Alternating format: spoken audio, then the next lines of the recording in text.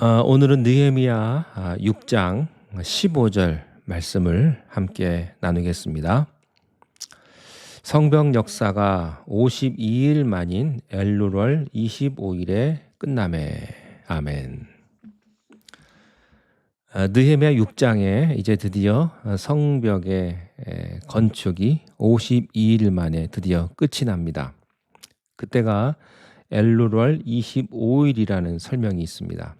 이 엘룰은 요즘으로 말하면요 8월 9월 건기입니다. 우리에게 익숙하죠.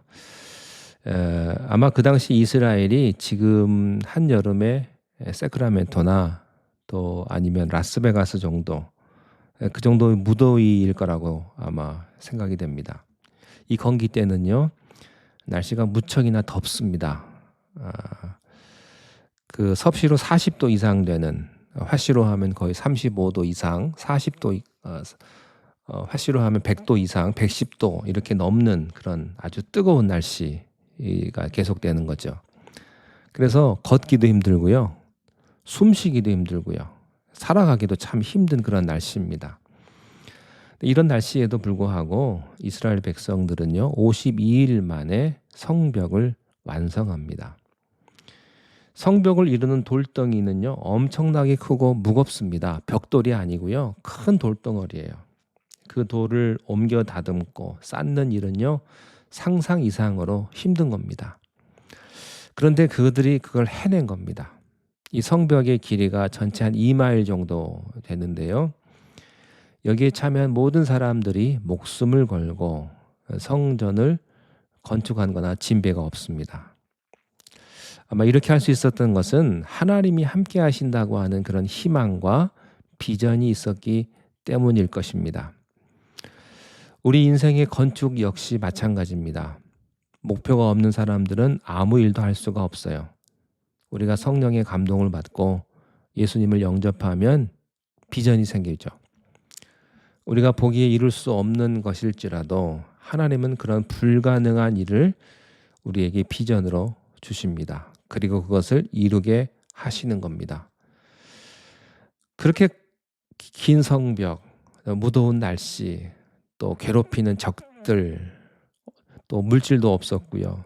그렇게 어려운 일을 52일 만에 가능하게 했던 이유는 몇 가지 이런 이유가 있었을 겁니다. 첫째는 하나님의 은혜입니다. 하나님의 은혜와 도움이 없었다면 그 일은 불가능한 것입니다. 우리가 인생을 살면서 내 힘으로 안 되는 일을 이루었다면 그것은 하나님이 해주신 것입니다. 그 원리를 깨닫는다면 우리 인생에는요 하나님의 기적이 계속해서 일어날 것입니다. 두 번째는 느헤미야의 기도와 믿음과 비전입니다.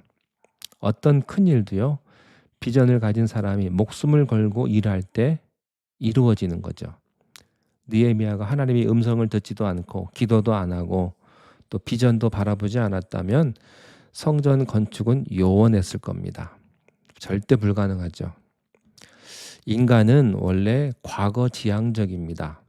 미래를 바라보기보다는 과거를 회상하고요. 그래서 두려움과 절망에 빠지고요. 사람들은 모두 익숙한 것에 안주하려고 합니다. 믿음이란 익숙한 것과 결별하는 것입니다. 셋째는 좋은 지도자, 좋은 리더와 함께 일하는 좋은 사람들입니다. 이스라엘 백성들은 느헤미야의 비전에 함께 동참하고 헌신하고 열정을 바쳤습니다. 교회는 바로 이러한 열정 공동체가 되어야 합니다. 무엇이든지 열정이 불타올라야 상식을 뛰어넘는 엄청난 일들이 일어나는 법이죠. 넷째는 좀 아이러니하게도 반대자들의 박해와 음모입니다. 반대자가 없었다면 성벽도 완성하지 못했을 겁니다. 반대하는 사람, 공격하는 사람이 있었기 때문에 긴장하고 파수꾼이 생기고 밤새 성을 지킨 겁니다. 시편에 보면 주님께서 내 앞에 원수를 두셨나이다 이런 말씀이 있죠. 원수가 있기에 하나님이 크게 나타났다고 하는 것입니다. 우리 옆에는요 항상 내가 불편한 사람이 있기 마련입니다. 내 일터에서, 내 세상, 내가 어디 곳에 가든지 나하고 맞지 않은 사람은요, 꼭 한 명은 있습니다. 그런데 그런 사람한테 우리가 감사해야 합니다. 그 사람이 없다면 내 마음이 해이해지고 풀어질지 모르기 때문입니다. 우리를 괴롭히는 사람일수록 우리가 가까이 두어야 합니다. 그 사람이 나로 하여금 성벽을 짓게 하는 그런 동기부여가 될 것입니다. 제가 아는 한 목사님께서 이런 간증을 해주셨어요. 교회에서 목회를 이렇게 잘하셨는데 정말 목사님을 힘들게 하는 장로님이 한 분이 있었대요. 너무너무 미워가지고 저 장로님 좀 안 봤으면 좋겠다고 그렇게 생각을 하고서 목회를 그래도 열심히 하셨는데 나중에 돌이켜보니까 그 장로님 때문에 기도를 더 열심히 했다는 겁니다. 더 목회를 열심히 했다는 거예요. 여러분, 우리를 반대하고 우리를 힘들게 하는 사람 때문에 오히려 내가 더 성장할 수 있는 거고요.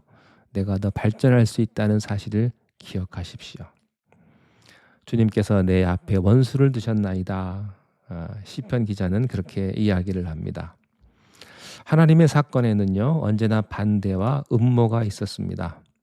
구약을 보면 하나님께서 이스라엘 백성들을 약속의 땅으로 인도하기 위해서 홍해를 건너게 하십니다.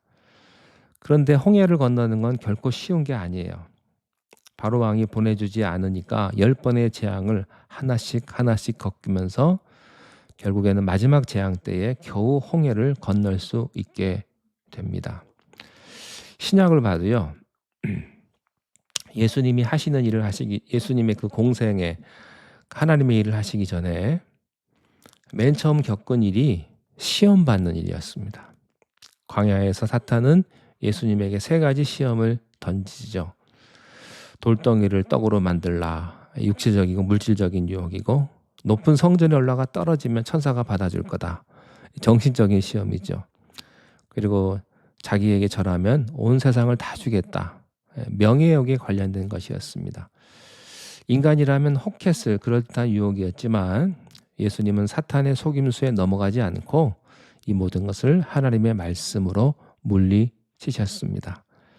그때부터 기적이 일어나기 시작을 하는 겁니다. 안진뱅이, 맹인, 나병 환자, 여러 병자들을 고치시는 사역이 시작이 된 겁니다. 오늘을 사는 우리도 마찬가지입니다. 사탄은 태초에 아담과 하와를 유혹을 했고 예수님까지 뒤흔들어 놓으려고 했습니다.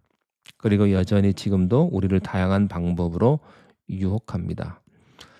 그런데 크리스찬으로서 하나님의 일을 하려면 사탄의 세력과 유혹을 발로 밟지 않고서는 어려운 거죠. 우리는 담대하게 사탄에게 대적해야 합니다. 느헤미야의 이 성벽 복구에도 똑같은 공격이 있었습니다. 밖으로는 산발락과 도비야를 중심으로 공격이 있었고요.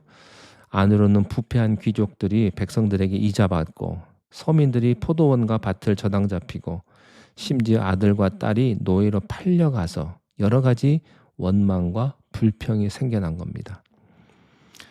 이 모든 것들을 느헤미야가 기도함으로 또 지혜로 영적인 리더십으로 이 모든 것들을 그들의 원망과 불평까지 잠재웠던 것이죠. 이러한 것들을 통하여서 하나님의 놀라우신 일들을 다 완성해 내는 것입니다. 우리에게도 이런 축복이 있게 되시기를 바랍니다. 먼저 우리에게 하나님의 은혜가 있어야 합니다. 여러분에게 하나님의 은혜가 있기를 바랍니다. 그리고 우리의 기도와 우리의 믿음과 우리의 비전이 있어야 합니다. 그리고 좋은 사람들이 있어야 합니다.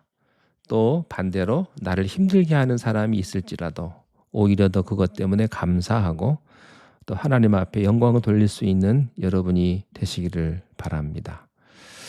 오늘도 주님의 은혜와 축복이 여러분 모든 가정 위에 함께 하시기를 간절히 축원합니다. 기도하겠습니다. 하나님 아버지, 우리가 세상을 살면서 나를 힘들게 하는 사람이 있습니다. 그를 위해서 기도하게 하시고 아무리 어렵고 힘든 상황 가운데 길이 없을지라도 길을 만드시는 우리 하나님 아버지를 바라보게 하시고 하나님의 인도하심을 경험하는 복된 하루가 되게 축복하여 주시옵소서. 예수님의 이름으로 기도하옵나이다. 아멘.